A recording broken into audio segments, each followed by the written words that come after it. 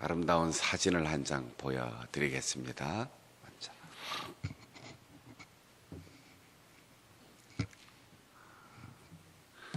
혹시 누군지 아시는 분?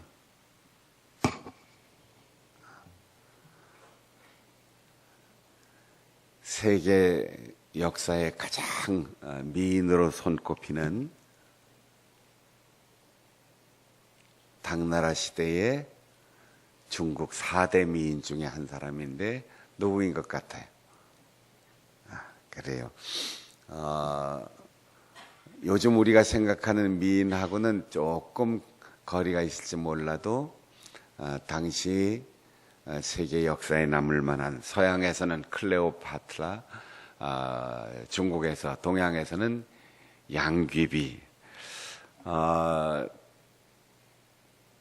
당나라 현종이 자기의 며느리인 이 양옥환을 만났을 때 얼마나 가슴이 설레고 반했는지, 결국 상식과 윤리를 벗어나서 자기의 아내로 귀비로 책봉하고, 이 두 사람의 사랑이 나라의 운명을 기울게 했는데, 오랜 세월을 두고 당현종과 양귀비의 그 사랑의 소설, 시, 그리고 수많은 연극, 최근에는 영화까지도 만들어졌습니다. 당현종이 이 사람들의 상식이 용납할 수 없는 사랑, 그리고 그 사랑 때문에 정사를 돌보지 않은 것 때문에 결국 나라가 망하고 말았어요. 당현종이 죽은 다음 한 50년쯤 지나서 중국의 유명한 시인 가운데 하나인 백거이 혹은 백낙천이라고 부르는 시인이 이 로맨스에 대해서 긴 장시를 썼는데 그 시가 장한가입니다. 짧은 수필만큼이나 긴 시인데, 그 시의 맨 앞부분이 한 나라의 황제라는 사나이가 얼굴빛 색에 반해서 정사를 돌보지 않고 여자를 중요하게 생각하는 바람에 나라가 기울었다. 그래서 사람이 너무 예뻐가지고 문제가 생길 것 같다. 그런 사자성어가 경국지색입니다. 나라가 기울어질 정도로 예쁘다. 그 장한가의 맨 마지막 부분이 이렇습니다. 다음, 제천원작 비익조, 하늘에서 내가 머물게 된다면 비익조가 되기를 원한다. 이게 당현종이 양귀비를 향한 사랑의 마음을 백거이가 대신 후일 이제 시로 고백해 준 거죠. 제천원위 열리지, 땅에서 머물러 산다면 열리지가 되기를 원한다. 천장지구, 영화 제목도 있는데, 천장지구 유시진, 하늘이 높고 땅이 긴 세월 변함없다 할지라도 끝이 반드시 있는데, 차한 면면 무절기, 내 이 서러운 한은 끝이 없다. 계속해서 이어진다. 아마도 백성들의 한과 항의와 안록산의 난을 평정하면서 결국 양귀비를 처형하고 홀로 든 외로운 마음을 그렇게 표현했을 거예요. 하늘에서는 비익조, 땅에서는 열리지. 비익조라고 하는 상상의 새와 열리지라고 하는 상상이지만 실제로 우리가 간혹 드물게 만날 수 있는 이 열리지처럼 함께 그리워하며 살기를 원하는 이것이 죽은 다음에 이제 시가 되었지만 원래 처음 화청지에서 만나서 사랑의 로맨스가 싹 틀 때 서로 약속했던 그 약속의 말이라고 합니다. 지금도 중국에 여행을 가면 서안에서 화청지라고 하는 그 로맨스의 장소인 연못을 만날 수 있는데 거기서 매일 이 장한가를 연극으로 만들어서 공연을 합니다. 비익조 열리지가 구체적으로 무슨 얘기냐, 다음 그림 보겠습니다. 이 모든 시를 이제 한꺼번에 축약해서 비익조 열리지 혹은 비익열리 이렇게 말하는데, 비익조의 그림을 다음 보겠습니다. 이 새가 상상의 새인데 가만히 살펴보면 어떻게 생겼어요?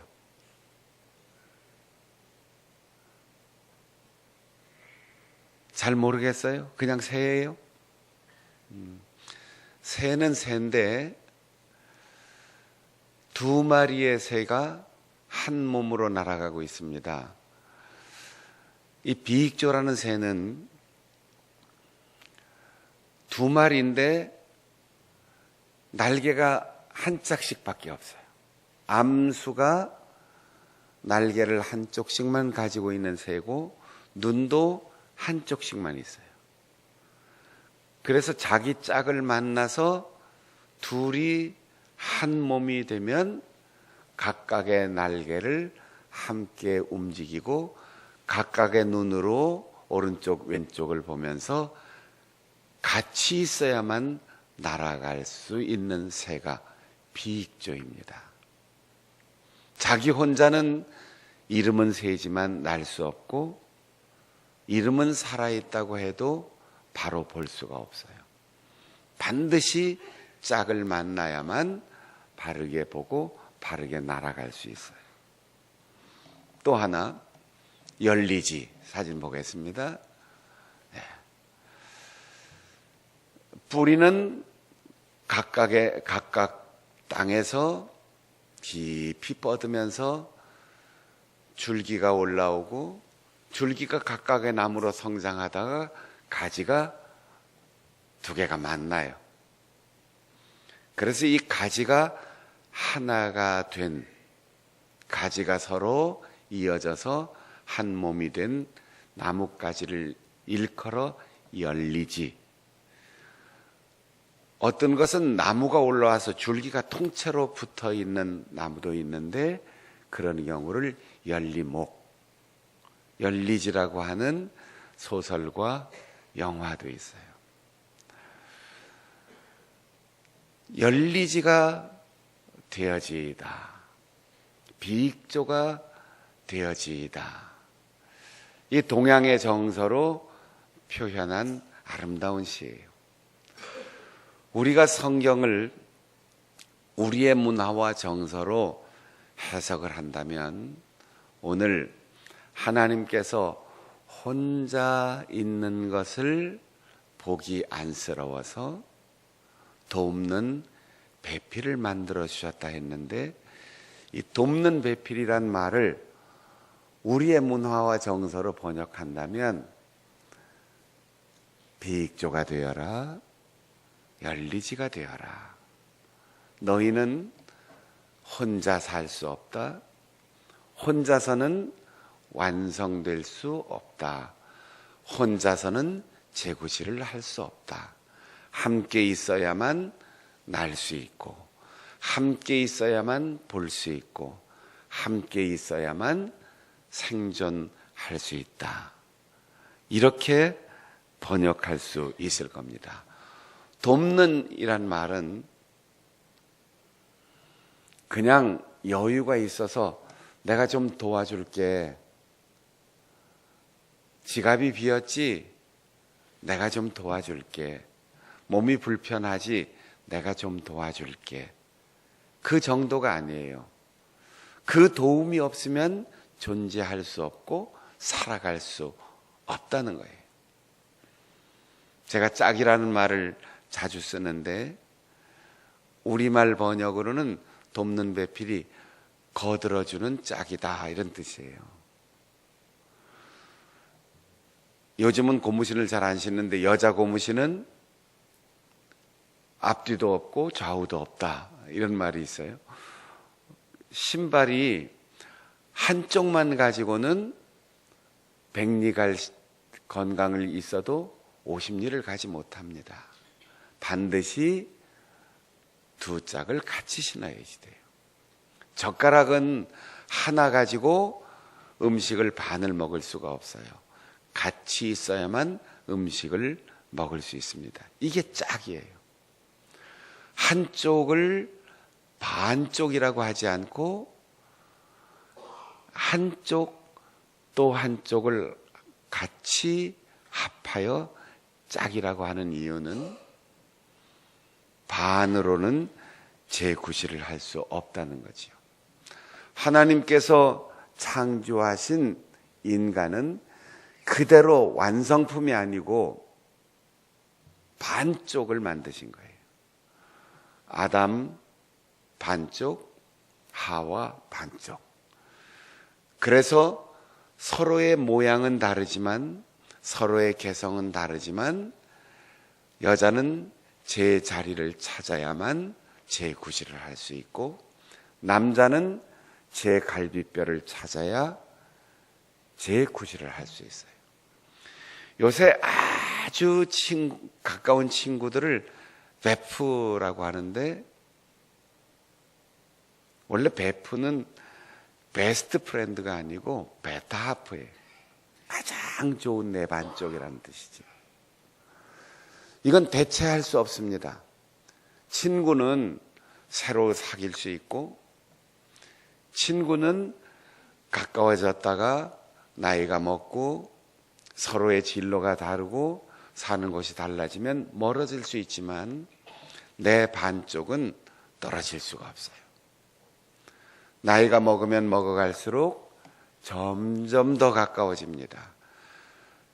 병들거나 실패하거나 어려워지면 어려워질수록 더 필요하고 더 절실히 소중함을 느끼게 되는 거예요. 나라가 기울어질 정도로 색을 밝히는 황제의 그 시도 오랜 역사 속에 우리의 가슴에 절절히 맺히는데 이것이 성서적인 우리의 신앙 고백이 되어야 하고 새해를 맞는 우리 가정의 기초가 되어야 합니다. 동양의 유교 사상으로는 가정의 중심은 남자예요. 그리고 결혼하는 이유는 자식을 낳기 위해서입니다. 가정의 구성을 부모와 자식이라고 보는데 성경은 부부가 가정의 시작이라고 봅니다. 부부가 없으면 자식도 없어요. 부부가 함께 연합해야 한 사람의 인생이 되고 한 가정의 삶이 되고 그 가정이 있어야 그 마을이 편안해지고 그렇게 행복한 부부들이 모일 때 오늘날 교회는 건강한 교회가 되는 겁니다. 교회의 문제는 신앙의 문제가 아니에요. 교회의 문제가 일어나면 재정의 문제가 아니에요. 교회의 문제가 일어나면 사람 관계의 문제가 아니에요. 건강하지 못한 가정들이 교회의 중요한 일을 맡으면 거기에서 문제가 생기는 거예요. 그래서 교회의 직분을 임명할 때 제일 먼저 중요하게 생각하는 것은 그 가정이 화목하고 건강하냐 하는 거예요. 제가 우리 교회 부목사님들을 청빙할 때 다른 교회와 구별되는 한 가지 특징이 있는데 꼭 부부간에 같이 오라고 해서 제가 면접을 합니다. 가끔 제가 아는 후배들이 청빙 절차상 그 교회에 중요한 지리 목사나 장로님들을 만나러 갔다 오면 지금 물어봐요. 혼자 갔냐? 둘이 갔냐? 혼자 갔다 왔습니다. 그쪽에서 사모님은 오라고 안 해? 그런 연락 없었는데요. 그 면접을 반쪽만 한 거죠. 일생에 다시 바꿀 수 없는 선택을 어떻게 했느냐? 그거를 담임 목사가 중요하게 봐야 되는 거죠. 저는 꼭 특별한 사정이 없는 한 부부간에 같이 와라. 그래서 두 내외를 봅니다. 그리고 이렇게 보이는 거죠. 저 사람은 참 타고난 재능과 그리고 무한한 가능성이 있는데 단 한 번의 선택을 조금 잘못한 것 같아. 그런 느낌이 오면 그 사역에 어려움이 종종 있어요. 그런데 약간 부족한 것 같고 약간 재능이 없는 것 같아도 일생에 한 번인 선택을 참 잘한 사람이다. 하나님이 저런 화목한 부부관계, 장가 잘 간 사람을 목회를 잘하게 할 것 같아. 그런 느낌을 받을 때가 있어요. 여러분, 우리가 하나님이 주신 일생일대의 가장 귀한 선물은 배필을 주시는 거예요. 사람과의 만남이 인생의 가장 중요한 거입니다. 우리가 한번 사업에 성공할 수도 있고 실패할 수도 있고 잘 관리해서 건강할 수도 있고 때로는 피곤하고 지치고 병들 때도 있지만 그것은 기복이 있어요. 인생의 사이클은 올라갔다 내려갔다 하는 게 당연합니다. 그러나 단 하나, 멀어졌다 가까워졌다 올라갔다 내려갔다 하지 않고 처음부터 끝까지 함께 떨어지지 않고 가는 부부의 관계는 하나님이 우리에게 주신 가장 좋은 선물. 그래서 배탑, 가장 좋은 반쪽. 그것이 가장 좋은 친구, 베스트 프렌드예요. 2019년 한 해를 이제 맞으면서 우리의 온 가족들이 모여서 함께 예배를 드리는 이 시간, 세상에서는 하나님을 바라보면서 성경을 읽으면서 기도하면서 하나님과 밀접한 관계를 가지고, 가정에서는 여러분들이 서로를 바라보면서 특별한 요리가 없어도, 특별한 보너스가 없어도 남편을 바라보는 것만으로도 희망을 얻고, 아내를 바라보는 것만으로도 새 힘을 얻고, 아쉽게 나보다 먼저 떠나간 배우자가 있다면 함께 살았던 그 세월을 추억하는 것만으로도 가슴이 훈훈해지고, 언젠가 우리가 믿음으로 하나님 나라에서 다시 만날 그 사람을 생각하는 것만으로도